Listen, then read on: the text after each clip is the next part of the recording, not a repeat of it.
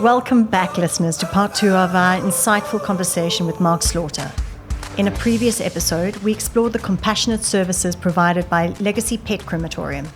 Today, we're shifting our focus to a different aspect of pet care, one that every pet owner dreads: the fear of losing a pet or them going missing. I'm your host, Dr. Cara, and I'm thrilled to have Mark Slaughter join us once again. Mark is here to shed light on Identipet, a unique and invaluable solution for reuniting you with your missing pets. Let's extend a warm welcome. Welcome back to the Pause and Effect podcast. I'm your host, Dr. Cara, and today I'm back talking to Mark. Mark from Legacy Crematorium, but also Identipet. Please give us some background. Again, I suppose we've been in the market now. We've been serving vets for 27 years. We've been to the SAVA congresses and we've been at all those fun events with you guys. And I was during some of those congresses that, in between times while you're having lectures, we're talking to fellow industry, suppliers, and we got talking to Identipet. It was a family-owned business, and we just always thought it was a good fit for us. It was a small business, like we were a small business, niche, like serving a very specific need. What happens to lost pets, and so we chatted to Bruce over different congresses, and then it came a time where he wanted to sell, and so we were keen and bought it 6 years ago, even longer. I think it's maybe 7 years ago, 2016. 7 years ago? So again, it's been quite a journey. It's definitely opened our eyes up into, and it's got us thinking about different things in the pet space. It's got us down the responsible pet ownership angle a lot, because a microchip, we would say, is your first, I suppose, responsible thing you can do for your little puppy is put a microchip in, so that, because pets don't have a voice, they can't talk. So what happens if your dog gets lost? How is the vet or the welfare or the person that picks it up the road going to know that this belongs to you if it can't talk? And so obviously a microchip, it gives a pet a voice, and if lost pets are scanned, it reads a number, and that number goes into a database and gives the owners names. But that's how it should happen. Again, it has been a very interesting and difficult journey actually around bringing that same excellence into a very specific need, and how do we do it better, and how do we add value? And that's been a huge challenge.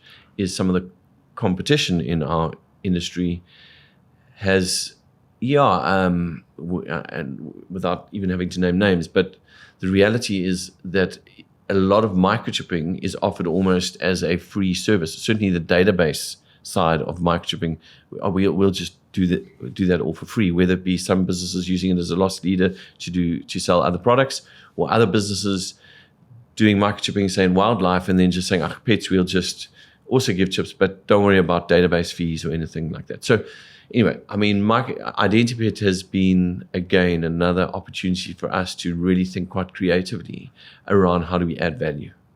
So, So explain again, just for people who need clarification. So it is a microchip. Yeah. It is not able to track and No, trace. it's not a tracker. Very important. But it's the size of a grain of rice. It's tiny, and it goes subcutaneously, generally between the shoulder blades. And it's an inert product that then doesn't cause any major reaction. Yeah. It's pretty painless to give in terms of the application or administration of it. Yeah. And it's with them for life. Yeah, it's their identity. Yeah. It's their ID card.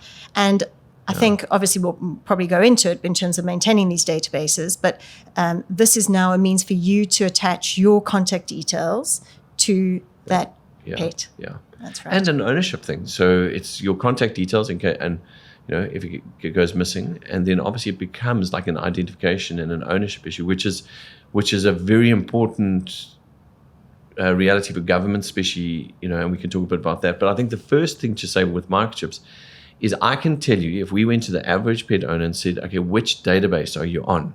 They'd say, I don't know. And that's our first issue is okay, so if your cell phone number changes, how are you going to know where to go and change it if you don't know which database you're on? And so database management becomes quite an important part of actually dealing with the problem. And I think that's been some of the frustrations we've had to deal with when people just say, we just do all this stuff for free. But okay, well, we know that like this business of just, and then what's also happened is the microchip price has just dived. So because it's got competitive, which is great, but it's only great if there's value. And that's been a huge, long learning curve for us to say, okay, how do we give, again, real value to a real problem? What is the real problem? You will feel really upset if your dog gets missing and you haven't been responsible with keeping the data up to scratch.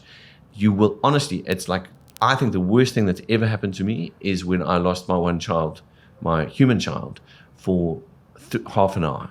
I don't think I've ever in my life experienced, where you're running so hard, you want to run faster, but you can't run faster because you're so desperate to find them. And we've just done a survey with our 150 or 1,000 people on our database, and we said and one of the questions we said, tell us, is your pet, how do you view your pet? Is it a child? Is it part of your family? Is it a companion? Is it just there for protection or other? And 89, it was right up there, 88% of people said it's either a family member or my child. So if losing your child is one of the worst things that can happen to you, how are you going to feel like if you haven't been responsible with that part of the journey? And that then becomes a real opportunity for us to say, okay, we're going to help you. And like we said at Identipet, we really, really believe that it's not just a microchip, it's a system. And we've systematically put a whole lot of pieces together to make sure that if your child does go missing, it's got the best chance to get back. And so that's the first real problem we're solving. And I think the second is I think identification is just a good thing in general, but obviously from a governmental perspective, and I don't know if it's going to happen in South Africa, but obviously in South Africa we do have a problem with dog fighting, and we have had many tragedies with animals that have killed people. And in the UK and stuff, you will prosecute based on who's the owner, but if you can't prove the owner, and the microchip becomes a way to prove who's the owner. And it also becomes a way to prove who's the owner in disputes. Yeah, so I'm actually interested in this because I always feel you can own a dog, but do you ever truly own a cat? Unless they're indoors. Definitely because, my cat spends 3 days at home and then disappears for 3 days. And every time he does, I have this feeling of, will I see him again? Now, I know a lot of people may want to sort of chip in and say, you shouldn't then let him out. He will scream to go out. He'll find a window. This is not a cat that I can maintain. I can only bribe him to come home. But so first question is, can you own a cat? And secondly, a bit of a cheeky question, and secondly, obviously, even if he doesn't come home, I would like to know the outcome if he doesn't.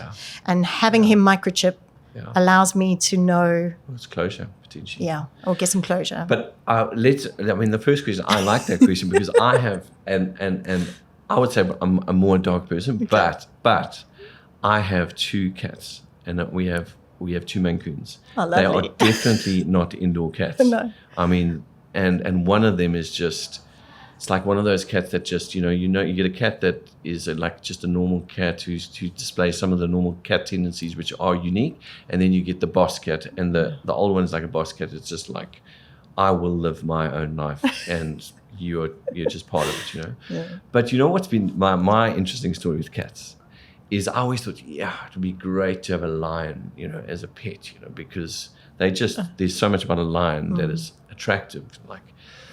So when I was sitting down looking at my cats the other day, I said, thank the Lord that it's not a lion, but they display all the lion-like qualities, and I look at those cats, and I do. I mean, I look at this animal that sits in my home, and I get to appreciate it's totally not like a dog. No. But it has completely lion-like qualities. Like they're like the boss. And they have very little, and I even see, as I've got a pointer now, a German shorted pointer, and this dog is terrorizing these cats because it's just chasing them, trying to stop.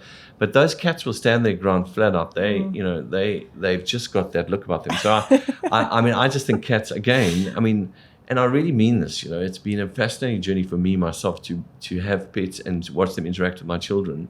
and then just appreciate the different qualities they have. And they do. And it does give you joy. Yeah. I mean, my cats, they're different. And I mean, it sits on the roof there and it just, listen, it like gazes over the garden as if this is my territory, and I'm reminded, okay, it's like I've got a little line in my house. So anyway, cats, they do go. And that one cat, I was saying to my wife this morning, where's Matilda? She's the boss, but she is, I think, offended by the fact that we got this puppy. And so she'll go and make the neighbor her friend. And she does. She'll come back to eat when she wants. Yeah. But I think it's a reality. I do think what happens if that cat doesn't come home? Like, I think closure then becomes I think that's the worst thing about losing a pet. Or like you're seeing what's happening even in Israel at the moment. It's like, will they have closure? Like if with these people that have been kidnapped and stuff, what happens if I never see them again? And that, I think, and again, so we think, okay, it's just a pet. But it's not like that is a real thing. And I know human beings, we are very resilient and we can get over stuff. But it is an issue. It is an issue. It's a problem. And so I suppose, again, the opportunity is if we can say, and you can say as a person, but I was on Identipet. It's a managed database. They have Rapid Alert. They have, there's all these parts. There's a pet rescue network. There's all these parts of the system. I did everything I could. If after doing all of that, I still don't have the grace to get closure for whatever reason, I know at least I did everything I could. And I think that's, I suppose, some of, how do you process that reality of what happens if you don't? It's that education piece. With cats particularly, that can happen. Of educating people of, how can you do this better? But I think if they know that they've done everything, then it does help them. But I think that is a reality with cats. They absolutely, they do wander. And now, a word from our amazing sponsors who make the Pause and Effect podcast possible. To make a promise implies trust. To make a pledge creates expectation. And to make a commitment initiates responsibility. For more than 25 years, we have made it our mission to take the ifs, buts, and maybes out of premium pet food. That's why our experts put the best science behind our food, so your pet's health is put first. That's why, when you seek value, we strive to give you more, like protecting your pets with our free accident benefits. And when you need great tasting food, our fresh meat taste delivers. You see, what sets us apart is not one thing, it's all these things combined. Because we understand that when it comes to your pet's health, you don't want doubt and uncertainty. You want absolutes, the absolute best given your means, like premium veterinary quality food of real value that doesn't cost an arm and a paw. So rest assured that any claim we make, we stand by. It's our commitment to your pets and our promise to you. In fact, we're so confident in what we stand for that we have made the ultimate promise to you. It's called the Ultra Pet Promise. 100% money back guarantee, a no ifs, no buts, and no maybes kind of promise. We call it our satisfaction guarantee. Welcome back to Just for Pets. You're with Dr. Cara. Hi, Doc. It's Jackson the Jack Rossi here, and boy am I itchy. Are you on a hypoallergenic diet? Hyper what now? Changing to a special diet will really help. And Just for Pets have a massive range. And flea and tick medication, special shampoo. Ooh, how quick can you get some? Order today and we'll deliver pronto. I feel better already. Justforpets.co.za. Vet approved, pet adored. Get it all to your door. Let's get back to our conversation on the Pause and Effect podcast. But then the important thing, obviously, like we're saying, is fine, you've got the microchipped. Time passes, your cell phone may get stolen, you get a new number, and suddenly there's no means to contact you. So suddenly what happens is your pet gets lost, and maybe at that point you will obviously go back and think to, okay, which database am I on? Let me go and update those details so that I can, so if they do find it, I can get called. But I think it's wise just to realize, often it lands up in a welfare, and welfare's, let's be honest, they're under massive pressure. And so if you don't get your pet back quickly enough, you might miss a phone call or whatever, and you might even not. And by the time it takes you to figure out which database you're on, your pet could be put down. And so that's why we've developed services like Rapid Alert. So Rapid Alert, when welfares scan, and they put, if it's an Identipet chip, and they put that into the system, is an immediate SMS that goes to the owner to say, hey, your pet's just been scanned at Hillcrest Vet or at Durban SPCA. Because often people don't answer their phone. And that's another issue. So what can happen in a welfare is they're so busy, they're so overworked, they make one phone call, no one answers the phone, there's no Rapid Alert. We're doing euthanasias today. We haven't got any kennel space. I mean, that happens. And so I think we can always make, there's always ways to mitigate whatever issue you have. But I think if we can, with Identipet, put a whole lot of things in place to just, again, deal with the problem well, then again, we've added value. And I mean, just talking the price, obviously different practices can mark up however they want to, but we're not talking an expensive exercise. No. So like you said, there's no sort of maintenance of at this stage in terms of competition between different. Well, so that's been, and I want to say, and this has been, anyway, it is what it is. And we've, again, used, I think, and we will talk about it, like different creative ways to add value. But overseas, England, America, most databases, there's some kind of fees attached, whether it be when I update details, there's a charge, or like Identipet was originally, we had an annual fee of like 50 Rand a year for database fees, but then we had a whole lot of competition that didn't do database fees, so we dropped it. And yet the rest of the world will charge that because that's the business. So we've had to say, okay, fine, we can't do that in South Africa. It's a rough place sometimes to do business. How do we then add value? And so over the last 5 years, we built an app. Our app is going to be relaunched soon, and we've created a pet rescue network, and we've created some really very cool tech around pet rescue, and in hoping that we can give people real value, and that's so it started with an app, and so basically with our app, you can create a poster. On average, with our database, we have probably on average for most people, 200 to 300 people in your 5K radius, that if your dog went missing or your cat went missing, you can build a post on our app and send it to all those people. So immediately at the touch of a button, 200 people in your vicinity will have a picture of your missing pet. Our new, our updated pet rescue network is going to create a customized. So we are partnering with security companies, but we're also creating a customized search over and above the community search, where so when my Molly, our fox terrier, went missing, like I realized the security guards actually played a big part in me getting her back, and then also my father-in-law came to help search, and it was actually a security guard that had put Molly behind her in to actually take Molly in, and I actually found her through the security network.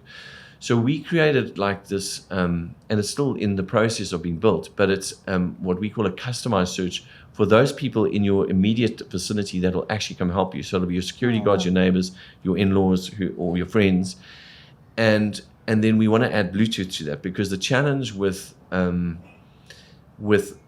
searching in your car is often it'll be just behind a wall, or it's at night. My situation was at night. So if you've got a Bluetooth tag with a 100-meter read range on your phone, you'll be able to see your dog, behind a wall. So it becomes more of a tracer. It becomes more of a tracer. Wow. And so that's going to be the upgraded pet rescue network, where I can go. And then the other beautiful part of this, which is not there yet, is that we want on the customized search party to be able to see where each person is on a map, so that it becomes intelligent search. So you can say, can you go to the east? Right. Or exactly. No, 100%. So okay, we've covered that area. So listen, I mean, so Identipet has become a tech business more than anything, and which has been difficult. So, and this is actually going to be in the microchip. So the Bluetooth capability. The Bluetooth will be a tag. On a tag. Okay. Yeah. So again, it's different elements of a whole. It's a whole. It's not just a microchip; it's a system, and the system involves Rapid Alert. It's got now Bluetooth, it's got pet rescue network, it's got customized, it's got intelligent search, and it's also got the security companies. We're building with the security companies to also send links to them. And another part of the network is to incorporate what we call the professionals, like the vets, the welfares, and give them added information or more more, what do you call it, direct information like email or SMS to the people that we've identified as people that, because there are people that actually will go out and search for your pet. So the community comes together quite nicely. yeah, they do, and then also integrate in social media. Yeah. Again, I thought, sure, how much can you do for pet rescue? But when you start delving down, you can do a lot. And it's emotive. I mean, people know that feeling, like you're saying, the loss of a child. Everyone will pull together. That's where.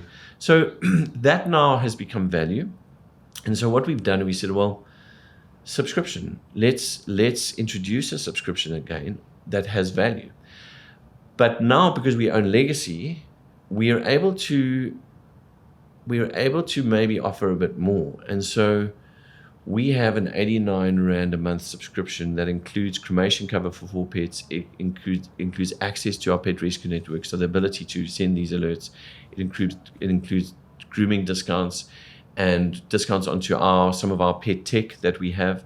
And the idea is that the value that we give covers your subscription, in terms of the cremation cover, etc.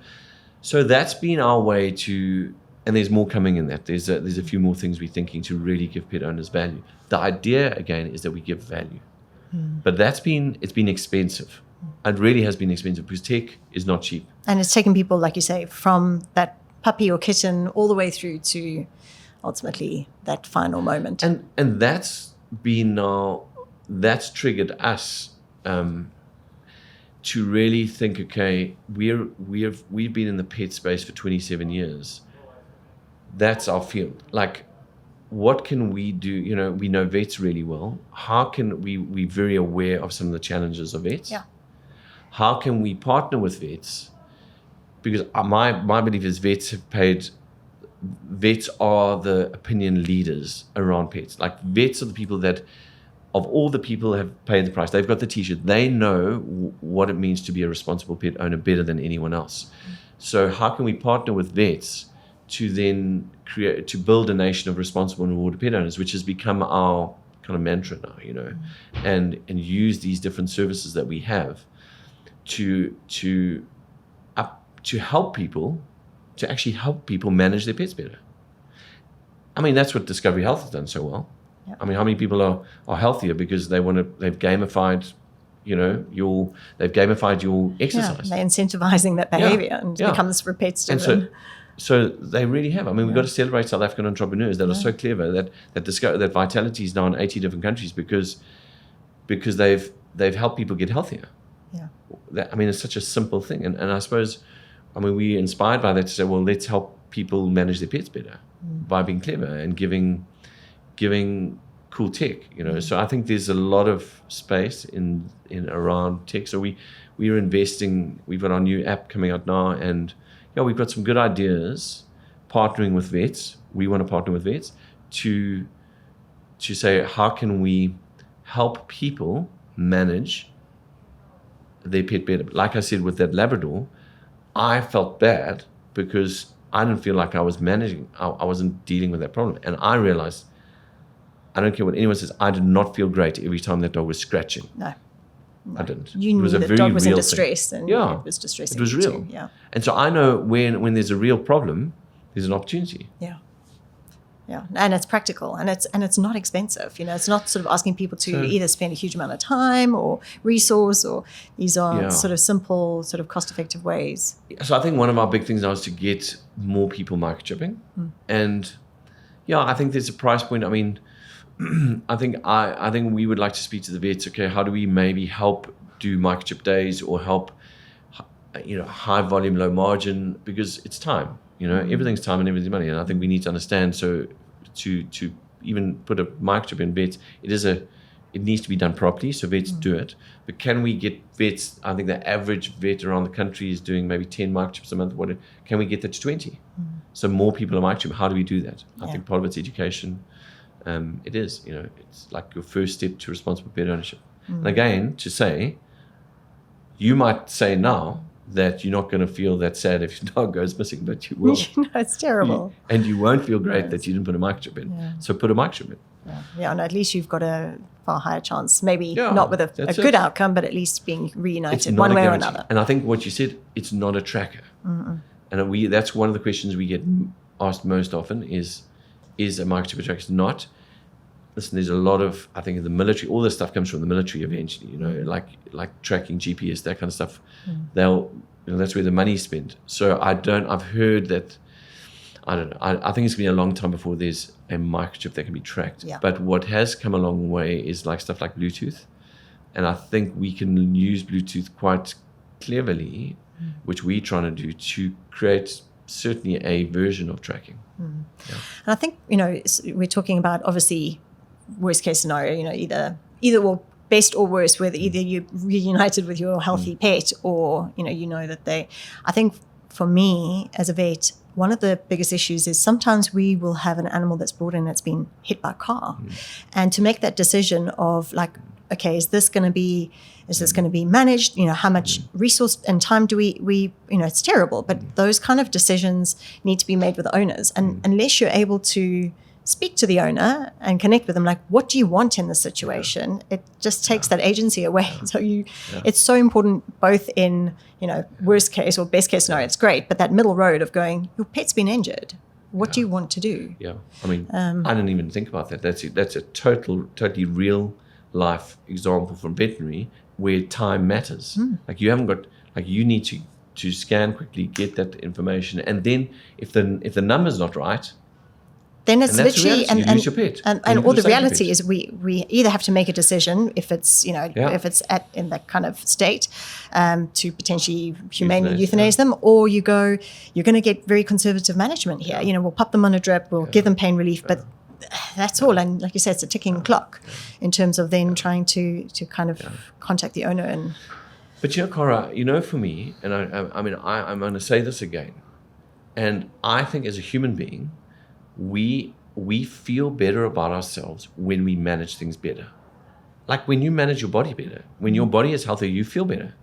And like, I think that is a big space. And I think people need to give vets a break, and they need to start like saying, okay, if I'm going to get a pet, first of all, it's a great investment. It is. It's an investment into like your family.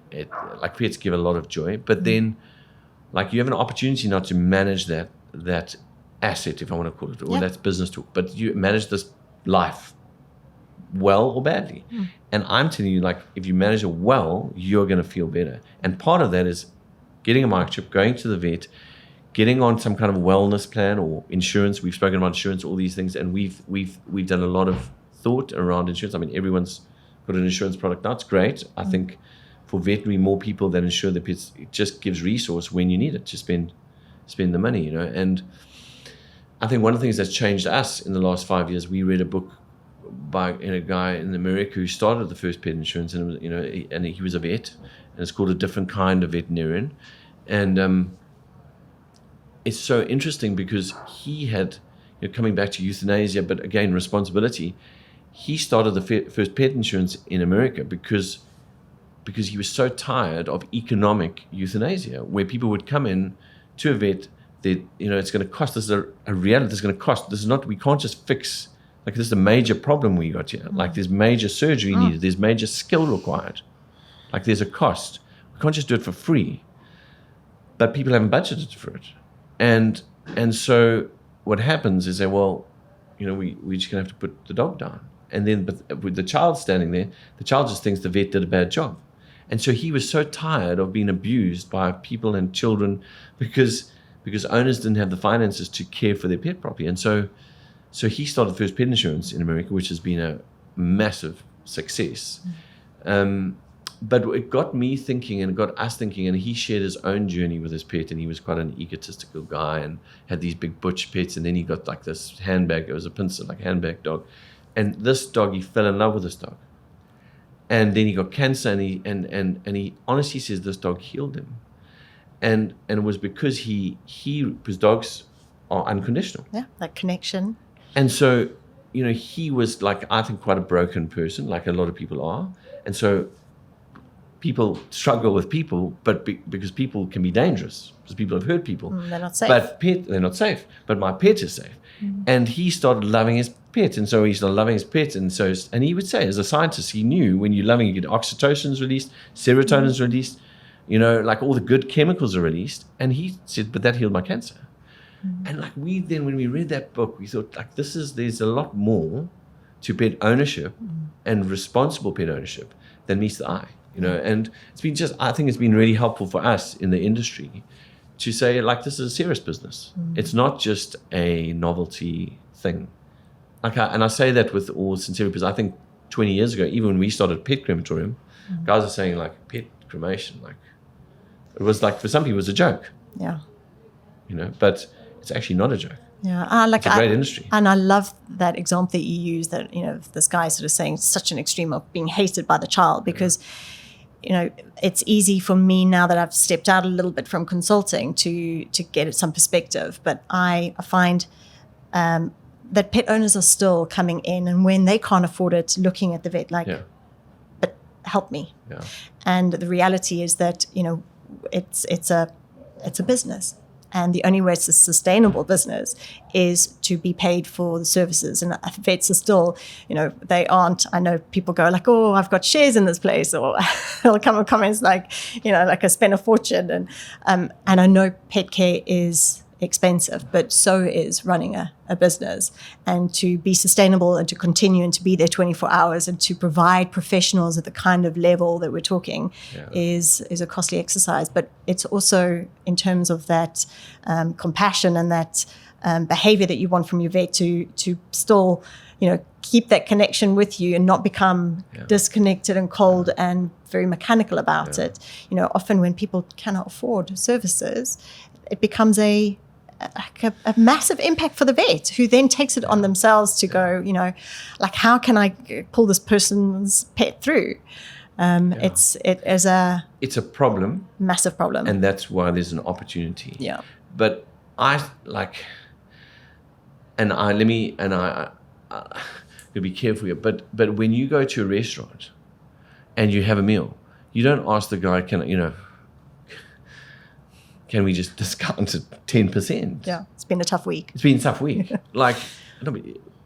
why is it okay to do it at the vet? And I think, and I'm probably being a bit cheeky in some ways, but it seems like vets are whipping boys in some ways, like why is it that vets, I think without they're good clients and they're bad, and whatever, but I think the bottom line is, I think there's an opportunity for us in the industry to say, let's help people manage their pet better. And there's real opportunity. And, when you go to a financial manager, I think what they do better than anyone else is not necessarily, obviously you want them to have good products, but they actually get you saving. That's what they do. Good financial managers actually have ability to say, listen to me, start saving now.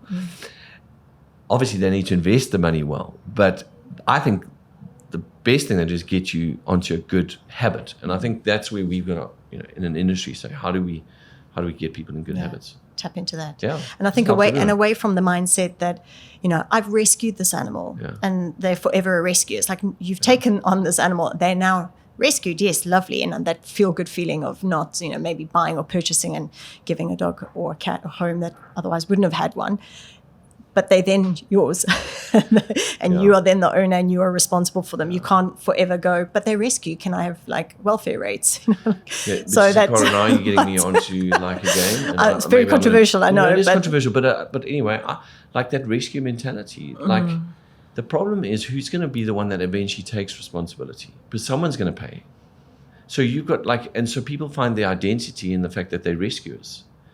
Okay, that's cool, but if and so I'm doing, and their whole identity is like, I'm a rescuer, but someone's going to pay, someone's going to have to take the hit somewhere, because we live in a world where it costs, and the vets end up, you just, there's no compassion. It's okay.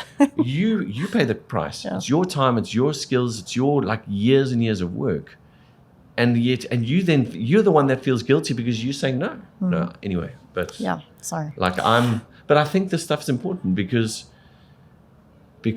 someone pays a price, and we know that vets are paying a price, big time. No, they are, emotionally as well as vets are paying a price from a sustainable. And I've sat with vets. I sat with a vet. I mean, how many marriages have unappreciated? I sat with a vet who said every Saturday afternoon he'd be on his way to his farm, and he'd get this emergency call, and he'd have to turn around in the road and go back, and his kids. I mean, like his kids were so angry, and I thought, like this is not. There's some, there's just things that need to change. Like it's because people want, because now pets are children, they're seen as children. Now you want the same service. You expect the same service when you go to hospital, but with completely limited resource. And I think we're actually giving a better service. And I mean, I'm jumping here only from my perspective, but I feel a lot of veterinary practices are actually, like you do a comparison to the kind of updates and the information and the involvement of the owners in their pets' care or treatment versus the experience that people have in A&E. And how frequently the doctors and when they're actually seen to and I think there's a slightly warped I think because there's been this desire to provide better service and better and more, and it's actually there has to come a point where there's a bit of an adjustment. I think so, and I think that's where insurance is going to play a part. Is that just it just then creates some kind of resource or savings for vets to just get paid what's fair, and I think that's I think that's a good thing. No, it's great. Yeah. Well, thank you so much for your time today, Mark. I mean, I think we're probably going to have some more discussion going forward. You've got so many things in the pipeline. I think really exciting ventures, but I think the services you're offering are incredible. And so, thank you from a vet and from pet owner for what you provide. It's certainly something I've tapped into, both in terms of microchipping and also legacy crematorium. Thank you. Thanks for your time. As we wrap up this enlightening conversation with Mark Slaughter, we've learnt about the critical role Identipet plays in keeping our beloved pets safe and reuniting them with their loving owners. It is an essential tool in the toolkit of responsible pet ownership. Remember, our pets are family, and ensuring their well-being is of utmost importance. If you have found this episode informative, please follow, like, and share, and leave a review to help us reach more pet owners. I'm Dr. Kara, your host, and I hope that you and your pets stay safe, happy, and together. Until next time, give your pets a hug from me. We have an exciting announcement to make. We are looking for guest speakers who are passionate about the pet industry and sponsors to support future episodes. Are you an expert in pet training, nutrition, or behavior? Maybe you're a veterinarian with insights to share, a pet store owner with unique experiences, or a pet product inventor. We want to hear from you. The Pause and Effect podcast is a platform for industry professionals like you to showcase your knowledge, experiences, and stories. As a guest speaker on our podcast, you'll have the opportunity to share valuable information, engage with our audience, and have your voice heard in the pet community. Whether you want to discuss training techniques, emerging pet care trends, or the importance of mental stimulation for pets, we want to feature you and your expertise. So, if you're passionate about pets and have something to say, we invite you to join us on an upcoming episode of the Pause and Effect podcast. But wait, that's not all.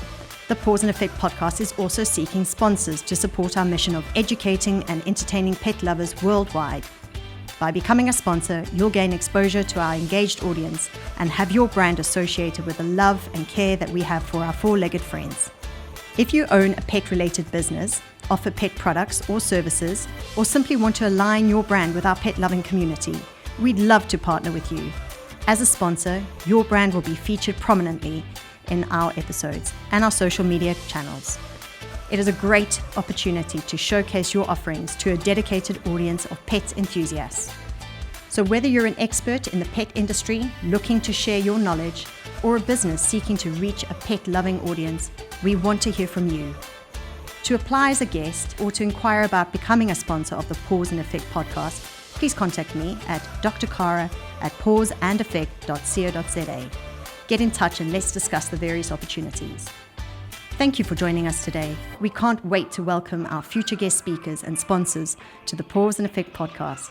Remember, every episode is an opportunity to celebrate our four-legged friends.